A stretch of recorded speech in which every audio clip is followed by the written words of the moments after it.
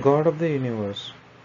The third quarter of the Atman, called Prajna, is identified as the third quarter of the universal consciousness called Ishvara. Ishvara is omnipotent and therefore he is regarded as the source and end all of creation. This Prajna is the causal state of the universe, both outwardly and inwardly. Macrocosmically, we regard this consciousness as the creator of the whole universe, while microcosmically, the very same consciousness is the creator of this internal world of the jiva. The consciousness is the cause of all things, is also Lord over everything. Now, this epithet has also another qualification. Omniscient cannot be attributed to the jiva because jiva is not Sarveshvara and also not Sarvajna.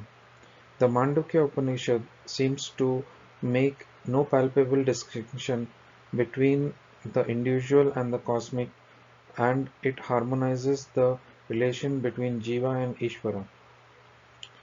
The causal condition of the Jiva, namely Prajna, is regarded only as a part of cosmic conscious causal state of Ishvara.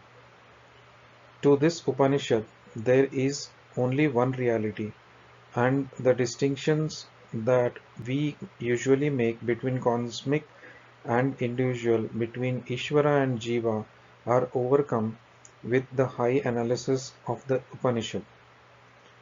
It is all God and God alone, Ishvara everywhere, and the Jiva has no place to exist apart from being of Ishvara. So, when you describe the nature of God, you have also described the nature of all creation, including contents thereof, together with all jivas. We need not describe the drops separately when we describe the ocean. And so, the ocean being described here, the ocean of causality, is designated as Ishvara, from whom proceed Hiranyagarbha and Virat. This is the overlord of all, and the master of all things, supremely powerful. Esha Sarvajna, this being is all-knowing, omniscient. Nothing can be hidden from the perception of this being. Ishvara is omnipresent and so he is omniscient. Therefore, also he is omnipotent. The all-pervading presence of Ishvara explains his omniscience. The jiva is not characterized by his knowledge because of its being localized in spots in space, because the mind of jiva not being capable of moving outside its own body, because of our thoughts being confined to our personalities, we are as jivas, aideshika, present only in one place, while Ishwar is sarvajnata, present everywhere.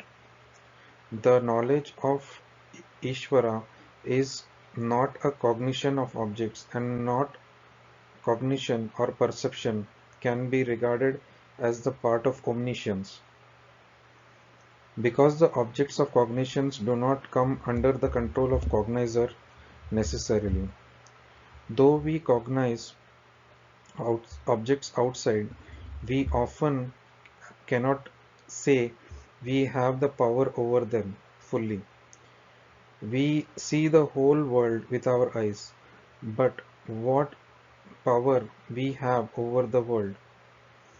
Our knowledge does not bring us power, though it is often said knowledge is power. Knowledge is power, but not sensory knowledge. It is some other knowledge, together, that can be equated with power. Sarvajñatva becomes identical with Sarva Sakstimava only under the given condition, and not always. Though we may have vast knowledge in the sense of learning or information, we cannot say to have power over things or objects of this kind type of knowledge.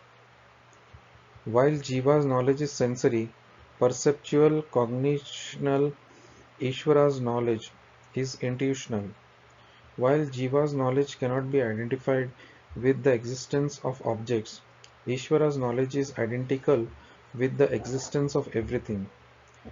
While Sat and Chit unite in the being of Ishvara, they get separated in the case of Jiva. This is the reason why Jiva is neither Sarvagnya or Sarveshvara. The reason being the world is outside of the knowledge of the Jiva. Though the Jiva seems to have cognition of the objects by the process artificially brought about through relation of space and time, the knowledge of Ishvara is above space and time and non-relational. The Jiva's knowledge is relative. Ishvara's knowledge is absolute. Ishvara is and his being itself is all knowledge and power, while Jivas cannot be equated with knowledge and power.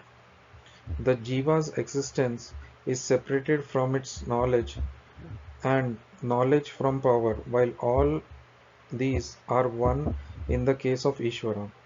So it is only Ishvara who can be called Sarveshvara and Sarvagnya. And the Mandukya Upanishad, while describing the third pada or the phase of the Atman as the cause of all things, qualifying it with the epithets of Sarveshvara and Sarvagnya, obviously referred to the universal Ishvara. Esha Yoni Sarvasya Prabhu Prabhavapyayayu. He is the womb of all things. All things come from him as the trees come from the seed. The tree may be vast in its extent in space, yet all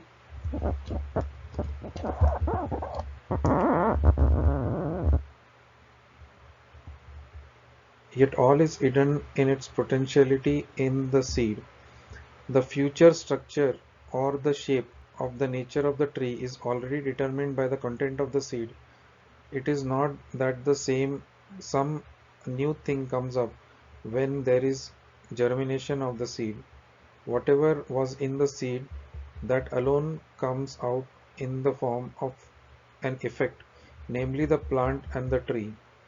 The universe is self-determined in the sense that it is already contained, fully present in the being of the causal state Ishvara. Thus, the cosmic state, we may say that everything is determined forever. No change can be brought about in the cosmos by effort of any kind, because all efforts are the activities of the jivas whose existence and functions are controlled by seed, namely Ishvara, from whom all of this comes. Omniscience includes knowledge of the future, and if the future is going to be determined, there cannot be any such thing as coincidence or omniscience. We cannot say that future can be changed by individual effort, and so-called change that can we can try to introduce in the future already known to Ishvara, and all our efforts of the future are determined by will of Ishvara. So while there is freedom of choice from the point of view of Jiva, it is determination from the point of view of the will of Ishvara. While we seem to change society, God knows already the changes that we are going to introduce and why and how of it. Thus, it is cosmic determination from the point of view of Ishvara, but from the standpoint of the activities of the Jiva, it appears to be the process of change with the indeterminate future. God Ishvara therefore is all powerful, all knowing, the seed of all things, and beginning and end of everything. Everything comes forth from him, and everything returns to him, and everything is sustained. Also, in his being, all movements cannot take us outside of the body of Ishvara. Even if we travel millions of miles into distant space to the stars, we are within the body of Ishvara. We cannot go outside it. Let our thoughts let the soul fly into the heights of the empyrean or come down to the nether regions, it is within the purview of Ishvara's knowledge and contained in the being of Ishvara. Whatever be the freedom of the kite to fly in the skies, as long as it's tied to the rope to the peg of the earth, its movements are restricted. Our freedom seems to be within the radius of the operation of the prarabdha karma, and beyond the limit we cannot go. We have the freedom, but limited freedom, not absolute freedom. It is freedom that a mother gives the child. The child has a freedom, but within limits. Beyond the mother will not make any allowance. Ishvara gives us freedom in the sense that there is capacity in us to understand rational and judge situations, but all these judgments are determined by the law of Ishvara, and we cannot overrule the law. We have to abide by the law. And if our egoism so acts occasionally as to violate the law of Ishvara, then there is reaction set up. The reaction is what is called the law of karma. Karma that binds is nothing but the effect of the violation of law of Ishvara, and abundance of his will is unselfish karma. This is called karma yoga. We abide by his free will, follow his law, and then act and perform karma yoga.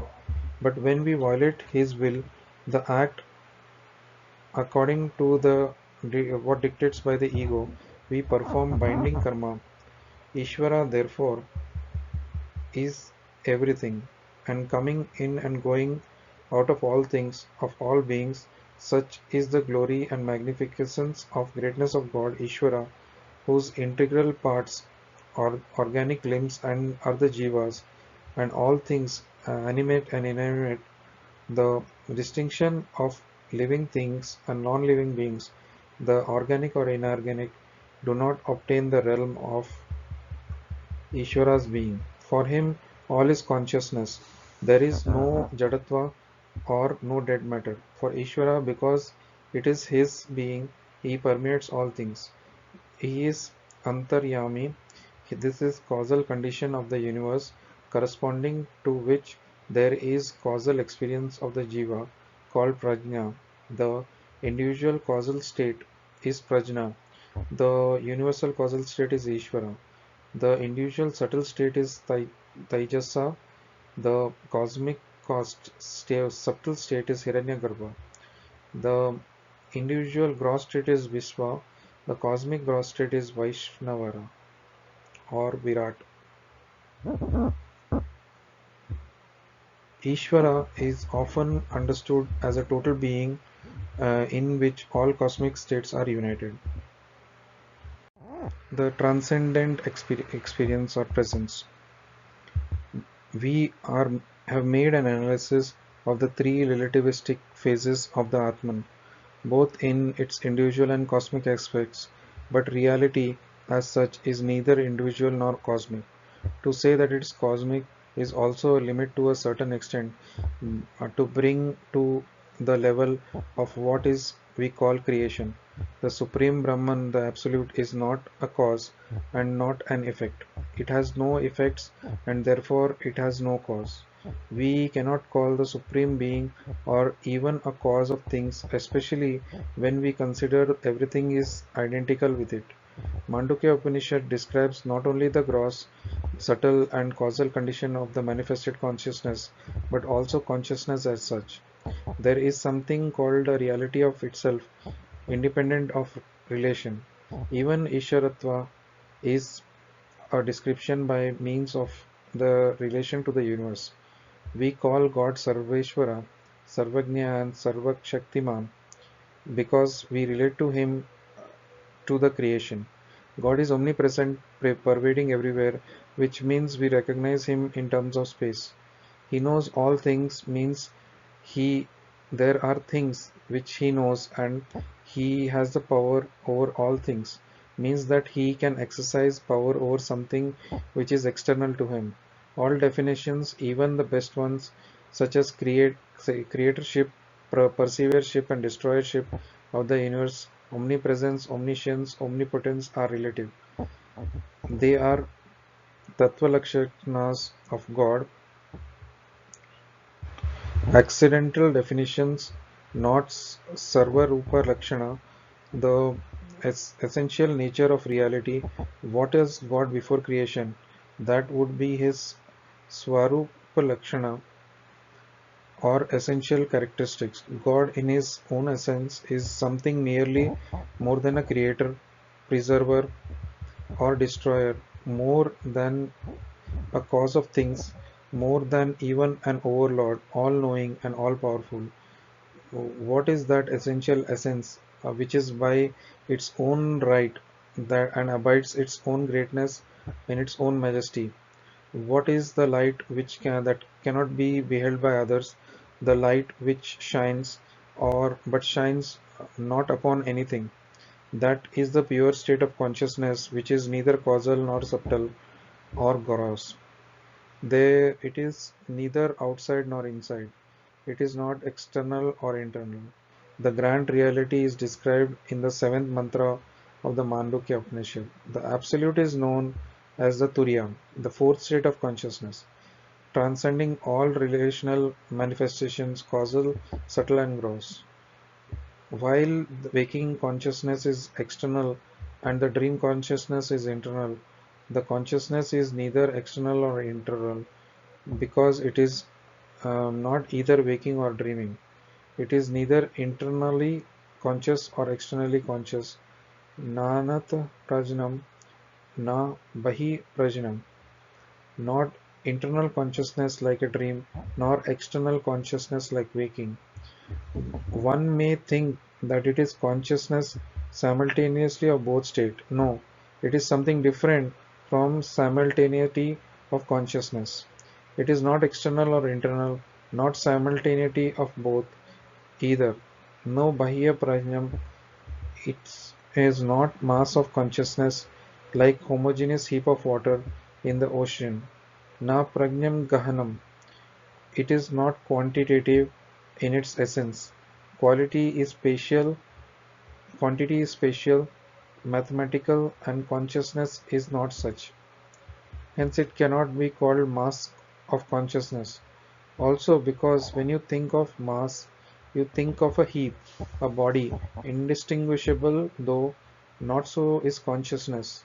Na prajnan gahanam. It is not a featureless consciousness without any awareness, na prajnam. You may think that it is awareness without an object there before it. It is not even that, because object is contained in that consciousness. It is not consciousness bereft of objects. It is consciousness unto which objects have been absorbed. So, it cannot be regarded as featureless transparency of ethereal consciousness. It is not an absence of consciousness, na aprajnam. It is not a state of inert perfection which is school of thought like Nyaya or Vaisheshaka describe. It is not unconsciousness, it is not absence of consciousness, it is not bare consciousness, it is not mass consciousness, it is not external consciousness, it is not internal consciousness, it is both ways consciousness. What is this? Such is God in his essence, the absolute in its true being. Adrishtam, invisible is it. One cannot see it. Whatever be the effort of our eyes, the eyes cannot visualize it. Avyavaharyam, you cannot have any kind of dealings with it. You cannot touch it, you cannot grasp it, you cannot talk to it, you cannot see it, you cannot hear it. No kind of business can be established with it. You cannot have a relationship with it. It is unrelated. Non-relational is it is. It is repels all relation. It is neither friendly nor inimical. Such is the mystery of the being of all beings. Agrahyam. It is not graspable by the power of the senses. You cannot catch it with the hands, smell it with the nose, taste it with the tongue, hear it with the ears, see it with the eyes. No such thing is possible. Alakshanam, and therefore undefinable it is. You cannot describe it. No definition is it is possible, because what definition but the association of quantities which you have seen, heard, etc. But here is something which you have not seen, which you have not heard of. How can you have a characterization of it? There is thus no definition of the being of beings. No one can say anything about it. Achintyam. It is unthinkable by the mind. You cannot form a thought of this being. You cannot therefore meditate upon it in a usual manner.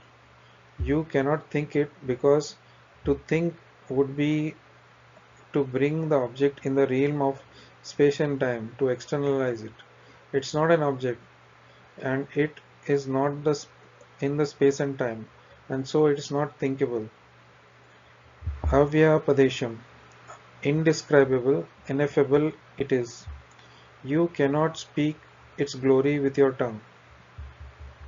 No scripture can describe it, no saint can explain it, not even wisdom of the sages put together can be adequate to its greatness. It is beyond all wisdom of the sages. It is peerless, incomparable. Its character of being is the reality is due to the fact that it cannot be referred to by anyone else. The word is a network of references. One thing is referred to the other for the purpose of definition, understanding this dealing. The whole world of business is a realm of references made to others. However, no such reference is possible. It is silence of all activity, both of the body and the mind.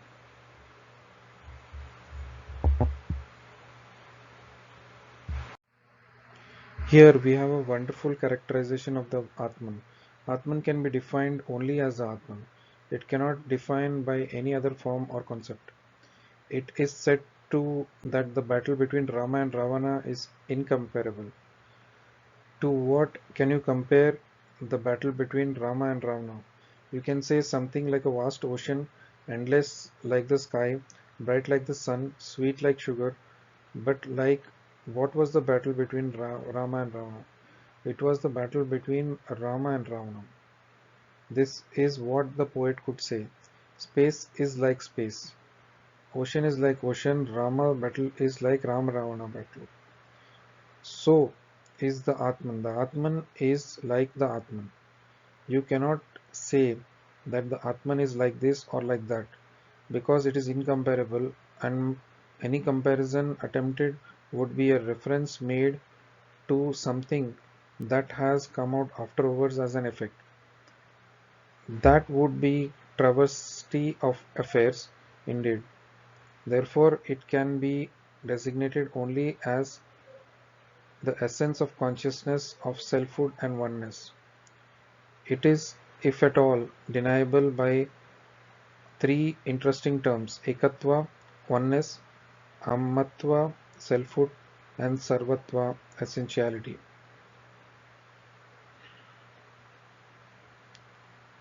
It is the essence of all things, and it is one, and it is the self. It is the self, and therefore it is can be only one. It is the self, and therefore it is the essence.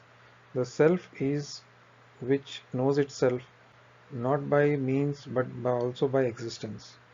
It is existence knowing itself without any external proof. Perception, inference, verbal testimony, comparison do not apply here in the case of knowledge of Atman. It cannot be inferred by logic, induction and deduction, and it cannot be perceived. It cannot be compared, and cannot be described by words. It is the self, which means that it is not beheld by someone else. The self is beheld by itself alone. Here, self and existence mean one and the same thing. Existence is self. Existence is the Atman. The self is non-objectionable, non-alienable from its own essence. The knowledge of Atman is intuition, which is non-relational apprehension of reality, independent of the operation of the senses of the and the mind. Where existence becomes identical with the knowledge and knowledge is one with the own. Here the object of knowledge is the same as the knowledge and intuition.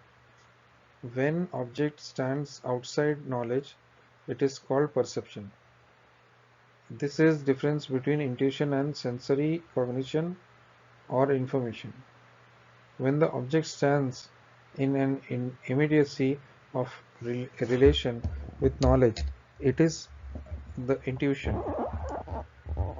One cannot say whether it is the object that knows itself or the knowledge that knows itself. The difference between the characters vanishes as when two oceans join together. The knowing subject and the object of its knowledge come together in a single coalesced being. It's called amatva, selfhood. The Atman is like an oceanic flood without a surface or a limit. Atman is the sole seer, knower, beholder, experiencer without counterpart objective to it. It knows self, not others, for others are also the part of the self. Hence, knowledge of Atman is the knowledge of the whole self. It is not knowledge of this Atman, this self, this person, that person. It is the knowledge of Atman which can only be one. The Atman is single. The one Atman is called Paramatman as distinguished with the multitudinous and so-called Atmans called Jivatmans. It is Paramatman because it is Supreme Self. Brahmeti Paramatmeti Bhagavaneti Sabdyat. It says the Srimad Bhagavata from the absolute, the universal and personal standpoints it is called Brahman, Paramatman or Bhagwan. In itself it is Brahman, the absolute and the supreme creator, perseverer and destroyer. It is Paramatman as the beloved of devotees. It is Bhagwan. It is all that Daivata, Vashtishta Daivata and the Advaita points of view come together here in this Atman, and conclusion of the schools of thought emerge into the single truth of blend of various standpoints. Quarrel cease, arguments come to a stop, philosophies are hushed, silence prevails. This Atman is the silence, said a great master. When the devotee came and, uh, and asked the Guru, "Tell me the Atman," the Guru kept quiet. When the disciple queried again, "Master, tell me the Atman," the Guru kept quiet again. The third time the question was raised, the Guru kept quiet once more. When for the fourth time the disciple put the question, "Tell me the Atman," the Guru said, "I am telling you, you are not hearing, because silence is the Atman. The great silence, all the turmoil and the cosmos is calmed. All the clamor of the senses, all the noise of the universe is contained and absorbed in the silence. Silence here is better than the sounds that one makes, and it explains things better than all the speeches that it occurs. This silence is fuller explanation than all logical arguments of the philosophers. The silence of all silences connotes reality in a more comprehensive manner than anything else, because when we express it in words, we come down from its level to a lower grade and begin to think of it as an external object. The Kena Upanishad warns us when it says, "It is not known to those who know it, and it is known to those who do not know it." It is, if you think you know it, you do not know it. If when you think you know it and you do not think, but you simply are, then you have become that, and you are that, and that is real knowledge. The knowledge is the not expression, but the being. It is becoming of a process. It is called Satta Samanya in the language of the Yoga Vashishta, the general existence of all things, it as distinguished from the particular existence of bodies, minds, and individuals. It is the transcendental being. When we cannot be called either this or that, it is neither Sat, existence, or Asat, non existence, in the ordinary sense of the term. It is not Sat or existence, and in the sense of some object being there. It is not Asat or non existence also. We can say something is because we see it. We can say, we can think of it, we can hear it, we can catch it with our hands. And reality is not such type of existence. But thereby we cannot say it is non-existence. It is beyond Sat existence and Asat non-existence. Anadimat Parabrahma na Sat Tan na Asad Uchyate, says Bhagavad Gita. This Brahman, the origin of all things, is non-temporal eternity. Na Asad Asat, no Sat Asit, says the Rigveda. What was there in the beginning? Not existence, not non-existence. Definitions are given by persons, and all persons who have given the definitions of reality come afterwards as an effect. Who is to define that which was prior even to all beings and antecedent even to the condition of Ishvara? Who can describe it, and what can you say about it except only characterizing it tentatively as Ekamat Pratyaya Sharam? How do you grasp the Atman? How? By knowing that it is. As the Katha Upanishad puts it, know it as that which is, said Saint Augustine. What is the reality of all realities? That which is the general existence. This is Brahman. Here all samsara is tumult of creation subsides,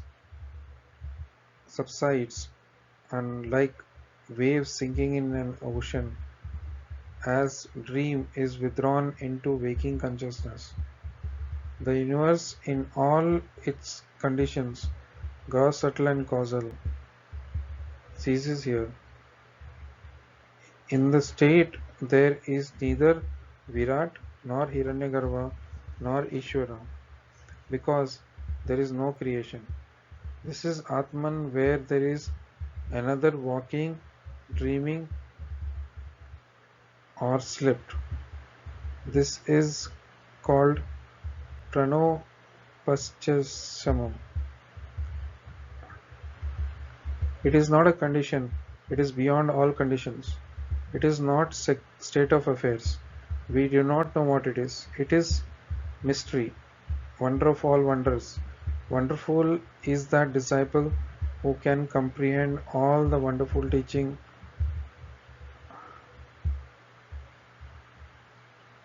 who can teach Uh, what is being wonderful? What a glorious being is it! In a vast cosmos, it ceases there, and that alone is shining as the glorious sun of all suns. It is santam, shantam, peaceful as in its state. No worries, no anxieties, no pains, no suffering, no birth, no death, no agonies of any kind can be there. It is not a peace born of absence of soul or the absence of contact with things. It is a peace which is positive in the nature. We can say peaceful when body talks to us. None disturbs us, and we have everything that we want. This is not the peace of the Atman, because our concept of peace in the world is purely negative and again relational. The Atman is not relational peace that cannot be put an end to by the passage of time. Our peace on earth has a beginning and an end. Today we are peaceful, tomorrow we are not. We cannot afford to be always peaceful. But peace of the Atman is eternal, and most blessed is that state. It's Shivam. It is the only thing that can be called really auspicious, designated by the most blessed terms Om and Atta. Pranava is its designation. In its self-comprehensiveness, Advaitam, non-dual, is it that state. We cannot even call it as the one. It is not two. That is all, because to say that it is one would be to denote it by a numerical figure. It is not one because there is nothing other than it. We can only say it is not two, Advaita. The Upanishad, after having said that it is Eka, one, now says that it's Advaita, non-dual. We should not call it as one or Eka, because one has a relation to 2, 3, 4, etc. It is the non-relational, therefore we should not describe it even as one. It is not this, not this, neti, neti. It is not this and not that, not anything that we can think or understand. This is the fourth state of consciousness, which is called the Atman. It is called fourth, non-numerically, but in comparison with the three relative states of waking, dreaming, and sleep. We, when you go to the fourth state, you do not feel that you are in a fourth state. You are then in the only possible state. It is the transcendence of the three, not in a fourth, but in the numberless, figureless, quantityless, immeasurable being that is the Atman. This is our essential nature and the essential nature of all things. We are the Atman, which does not wake, not dream, not sleep, that which does not restrict itself to the outer or the inner. The Atman is the sole being of all beings, existing of all existences. Supreme existence, consciousness, bliss, or Satchit Ananda. Sa Vignahe. This is to be known. This is the purpose of life. We live here for this purpose, and we are no other aim in life. All our activities, all our business, our functions, whether they be our conscious or unconscious attempts on our parts to realize the Atman, and until And unless we reach the Atman, we cannot be happy, we cannot be satisfied, and we cannot put an end to the cycle of birth and death. We are perpetually both, and we perpetually die to train ourselves for attainment of our being with the Atman. Births and deaths are processes of the training of the field of experience. We experiment with the things of the world with a view of to visualize the Atman in them, coming in contact with the Atman in the objects. We love things because we hope that the Atman is there in them, but we do not see it there because it is not in one place only. Why do we love things, love persons, love objects? Because we have a hope that the Atman is there and we go for it. We do not find it there, and so we go for another object. Perhaps it is there. Like the gopis searching for Krishna in different places. Krishna, are you here? Are you there? You know where. He is everywhere. Gopis queried the trees, the plants, the bees, and even inanimate things. Have you seen Krishna? Has Krishna passed by his path? Where is Krishna? Can you give the indication of Krishna's whereabouts? Madly did gopis ask of everything in the creation, animate and inanimate. Do you know Krishna?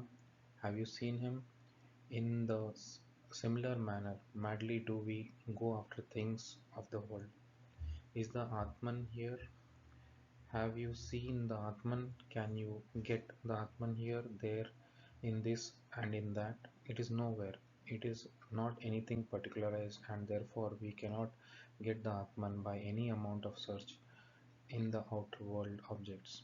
So, all the love in the world is futile in the end and are bound to be frustrated, doomed to suffer because of the erroneous approach to reality made through these objects, to which reality can not be confined on account of their inherent structural defect. And in this experimentation, we die. Life is too short. The experimentation does not end. In the next birth, we do again experiment with things because the objects in creation are infinite.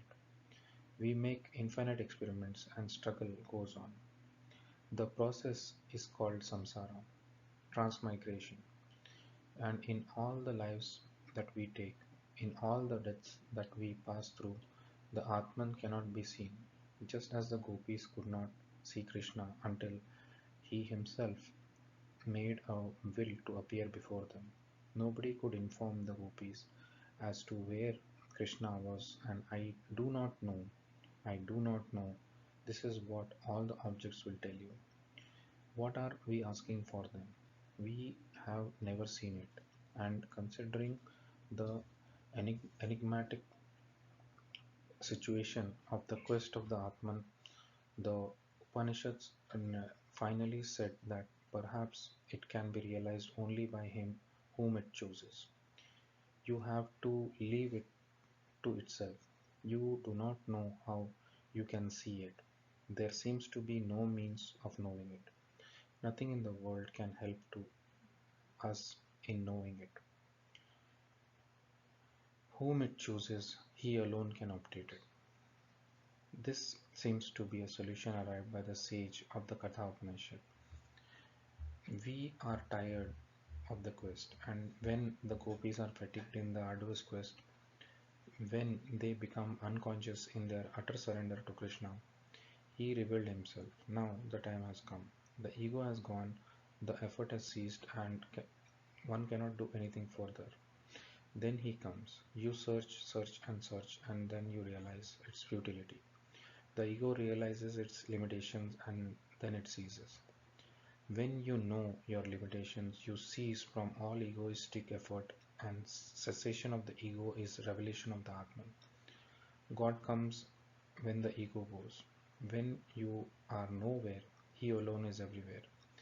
He takes the position of your personality, you vanish, and He comes in, and not before that. He, when the personalities of the gopis are vanished, Krishna took possession of their hearts, and instead of the gopis being there, Krishna was there. The jiva expires into Ishvara. This is the Atman to be known, the goal of which we live in this world. This is the fourth state of consciousness, the Atman, the Absolute, the Brahman. Atman as the Pravana. The Atman is the content of the meaning of Omkara, with which the Upanishad commenced. The Om, which is all, and the all-comprehensive name designates this all, which is the Atman. The Atman is designated, Om Pranava is the designator. As there are three relative phases of the Atman, there are three relative phases of the Om. A, U and M are the three constituent elements of the Om. Just as waking, dream and sleep may be regarded as the constitutive elements of manifested form of the Atman, Om is the three-syllable constitution is manifested. Pad matra, matrascha pada. The feet of the Atman are the matras of the syllable of the Om, and vice versa. The matras of the syllables of the Om are Akara, Ukara, and Makara iti. The Atman is the overlord of the Akara, Akshara, imperishable Om. Adi Matram, it is also the lord over the three syllables. AUM, which may be compared to the three states described of the Atman, Jagrita, waking, Swapna, dream, and Sushupti, sleep. The Supreme Atman is as the designated is comparable to with Om with the matras AUM, and we have to learn now how these syllables are comparable with the three states. And also, just as there is the fourth transcendental state, beyond these three states of Atman, there is a transcendental state of Om too, beyond the three syllables O, U, M. As there are four states of the consciousness, the four states of Omkara, each one respectively comparable with the corresponding counterpart. What is the first state of the Atman?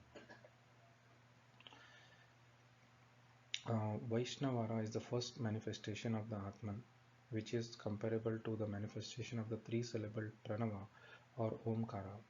The Jagristhana or the waking condition of the Vaishnavara is the Prathama Prada of or the first foot of the Pranava or Om.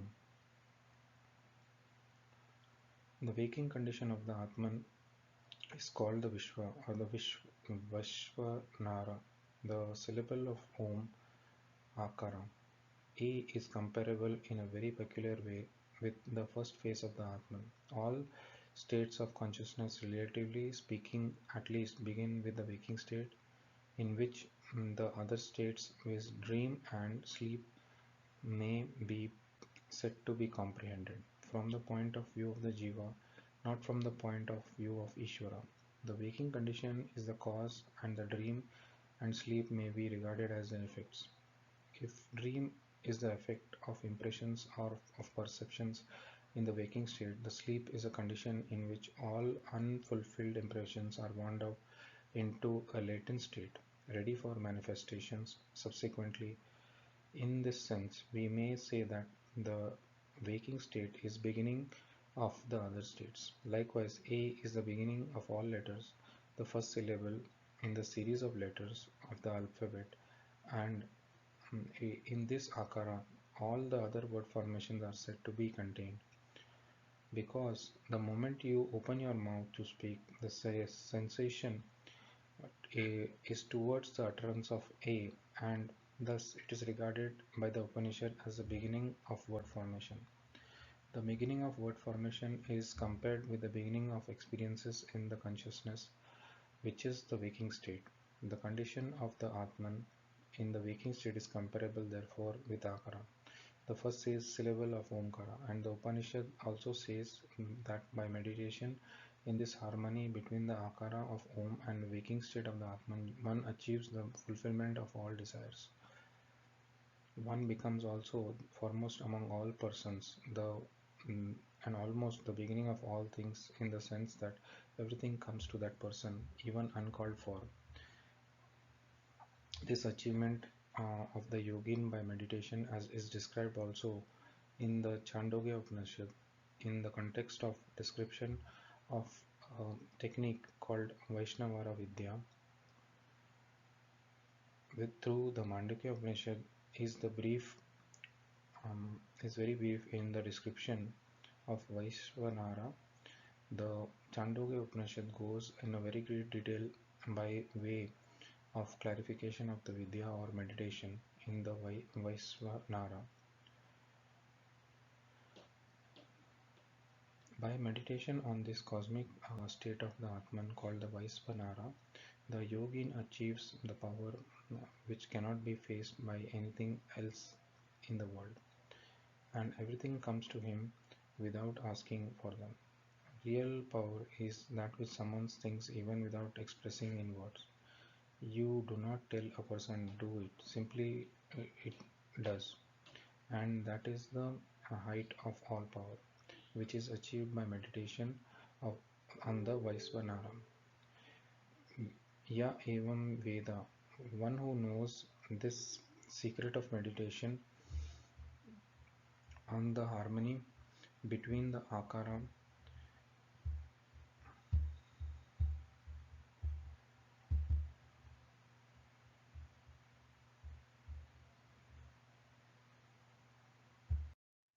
and the waking state of the Atman, who meditates on the Vaisvanara Atman is designated by the first phase or syllable of Omkara, becomes the master over all things, a perfected Siddha, become does he become, and he is adept in yoga.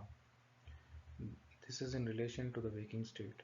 Jagrasthana, which is Vaishvanara Pratamapada Akara, which brings about result of its nature when one resorts to meditation in this manner. Now the Upanishad proceeds further on the comparison of the first syllable of the Omkara, namely you, the second syllable, sorry, namely you, which is the second phase of the manifested Atman, namely Taijasa. Ukara is the second syllable of Om, which can be compared with the second pada or foot of the Atman. The Ukara is regarded as the Utkarsha or elevated in the sense that it is beyond Akara, proceeds after Akara in the series of the letters of the alphabet U, um, comes after as an effect, as it were, of the pronunciation of Akara, and while Akara may be regarded as a commencement of language, Ukara is the middle of all vowel formations.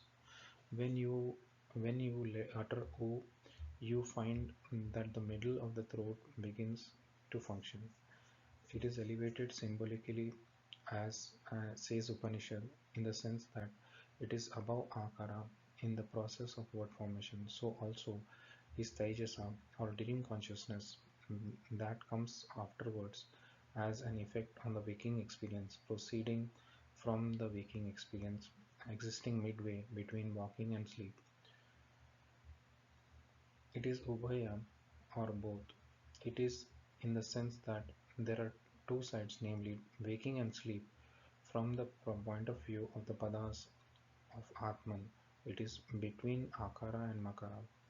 From the point of view of the matras or the syllables of Omkara, thus we can compare in meditation Ukara and Tejasa. The dream consciousness, these comparisons are made by Upanishad to help one in meditation so that one can bring Omkara to juxtaposition with the states of the Atman. All these comparisons are symbolic and we should take them literally. All the meditations are symbolic, all Vidyas of the Upanishads are symbolic as comparison to of Brahman to the rope and the world to the snake seen in the rope, and in the analogy of the snake in the rope is symbolic. When you say Brahman is like a rope, it does not mean Brahman is long like the rope. Analogy is limited to the symbology intended, and likewise we have to take the comparison as a symbology to help meditation in the unity of all names and forms, comprehended in the unity of Omkara with the Atman, or in all phases, the Okara being elevated above Akara, existing midway between Akara and Makara. is comparable with the dreaming state, which is elevated above the waking state as an effect to it. The This exists between the waking and the deep sleep states. Utkarshati havai jnanam santatim, and one who meditates in this manner rises in his status of knowledge, as who is raised over A, and the dream is raised over the waking. The knowledge of the meditator rises above all the ordinary informative understanding of the schools of thought. He becomes a real knower, a gnani, by meditation on the unity of Ukara with the Taijasa. Samanashka Bhavati. Just as there is an equilibrating effect of the Tejasa in relation to the waking and deep sleep states, in the sense that it is consciousness like waking and yet not externally conscious in the same sense, just as is the equalizing effect of the ukara between the akara and the makara. One who meditates thus becomes an equalizing factor in the society and in all creation. One becomes harmonizing element everywhere. There is no conflict in one's mind. Then, and one does not care conflict in society when established in this meditation. One has peace within oneself and peace create outside too, on the account of the radiance of the peace emanating from oneself. The meditator becomes the spontaneous peacemaker. His existence itself is peacemaking. He need not see anything in the world. In his, in his presence, conflict cannot arise, the turmoil ceases, vexation and emotional tensions come to a close on the account of a meditation practiced thus as an equalizing factor of consciousness between the waking and deep sleep through the syllable U or Ukara, says the Upanishad. Not only that, so purifying is the meditation that its effect it upon the meditator and all those connected with him. This that in his family no one who does not know the Brahman can be born. He will have only Brahmavids in his family on account of the effect of the meditation. His blood gets purified so much, the very cells of his body are charged with superphysical knowledge to such an extent that an idiot child can be not be born to him. What is a child after all? It is you, yourself reborn. You yourself are reborn as your child and some other form, and your knowledge will be communicated to the child. And because of this meditation, when it takes effect, you become flooded with knowledge. You become knowledge itself. Rather, it is not your body that is reborn, it is the knowledge that is reborn. You do not merely pass the chromosomes or blood cells in the birth of a child, but you pass knowledge. You are inundated with spiritual knowledge to such an extent that you cease to be the mere physical body. The physical body vibrates as a body of knowledge. Such a power of knowledge, the family is nothing but the generation of your children, which the Upanishad says should be one of knowledge alone. Therefore, one generation, your posterity shall be a series not of bodily children, but of children of knowledge. Such glory is of this meditation. There is then the comparison between Makara and the deep sleep state of consciousness.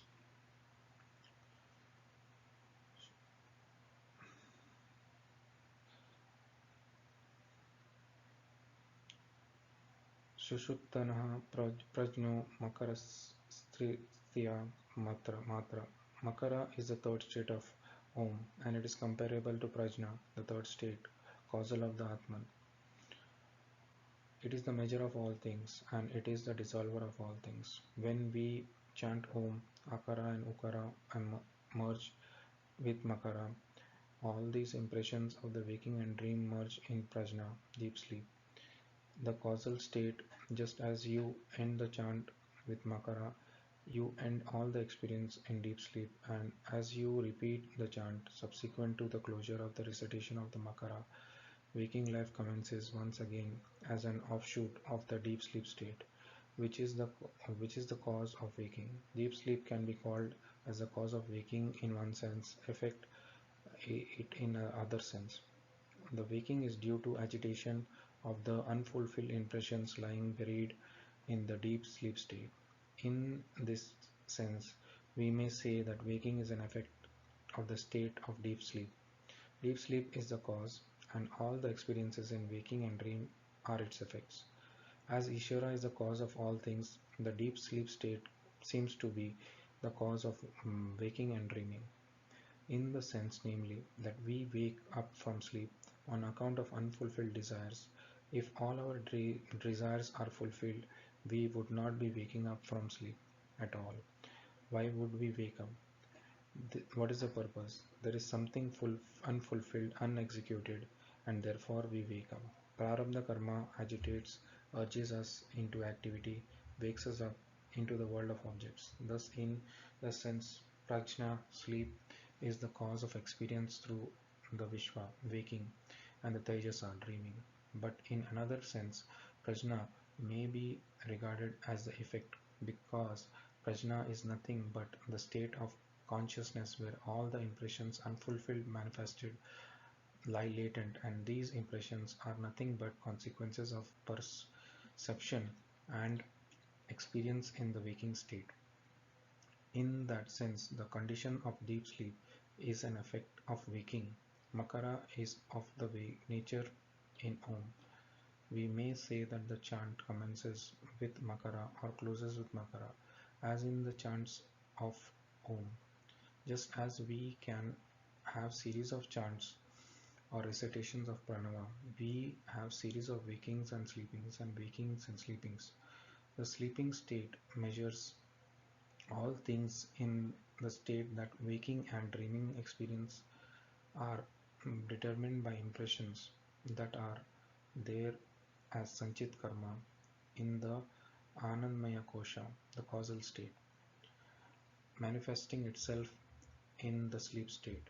And the Sanchit Karmas are those group of unfulfilled samskaras and vasanas which are there in the state of deep sleep, prajna, and which sprout forth, shoot in the form of experiences in the day, waking and dreaming.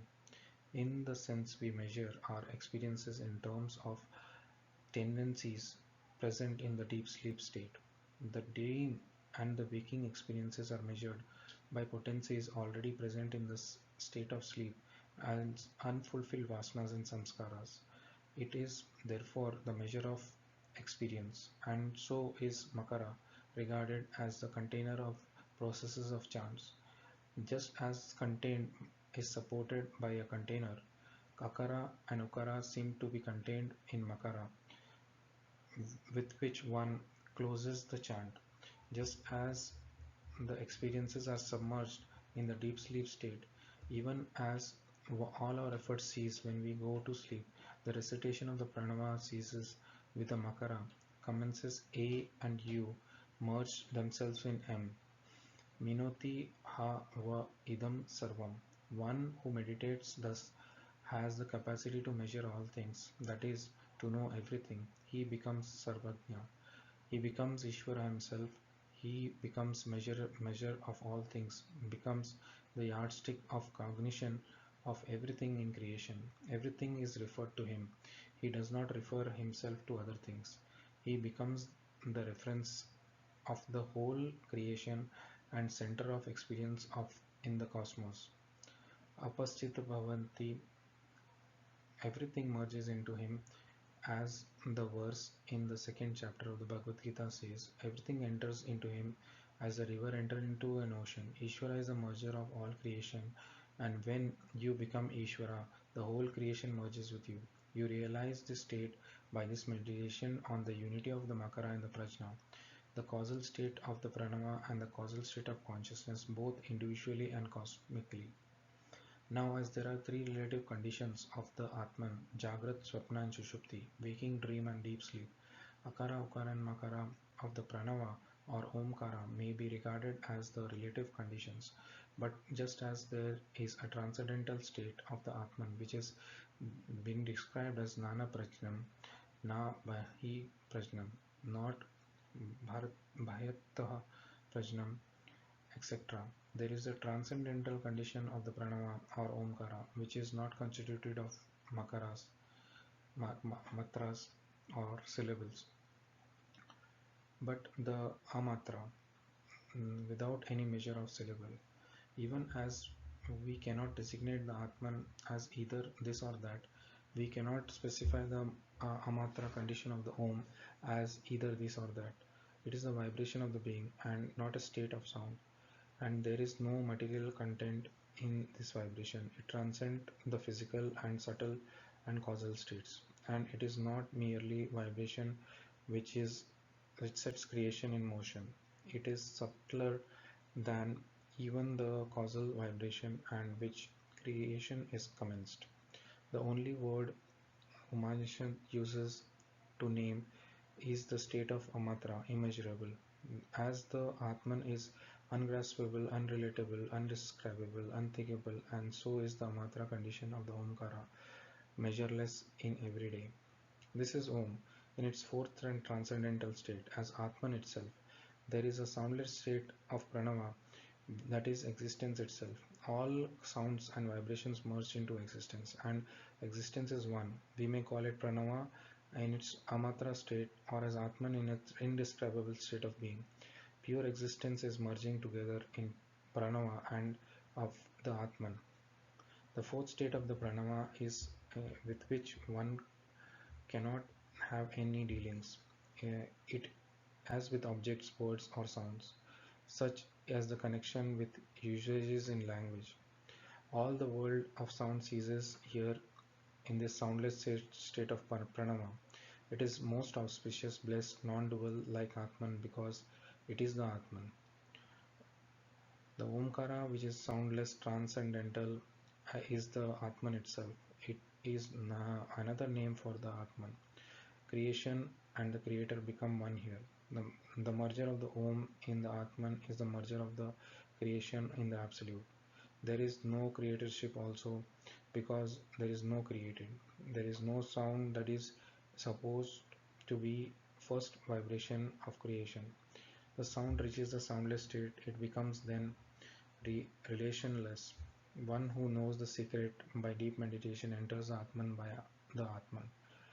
We do not enter Atman by a gate, we enter the Atman by the Atman. We do not enter Atman, the Atman enters the Atman. We do not exist. We evaporate into the Atman and the Atman becomes the Atman. The Atman alone is. When the Atman becomes the Atman, through the Atman, it is called Amat Sakshatkara, realization of the Atman. It is Brahma Sakshatkara, realization of the Brahman. From the point of view of the Atman in animating the individual states, we call it the achievement of Atma Sakshatkara. From the standpoint of this very same Atman animating the whole cosmos, we call it the Brahma Sakshatkara. It is the self-realization of God realization at the same time. It is the existence, it is consciousness, it is power, it is bliss, perfection, immortality, mortality, moksha, kaivalya. It is the goal of life, the path which is beautifully described in the Mandukya Upanishad.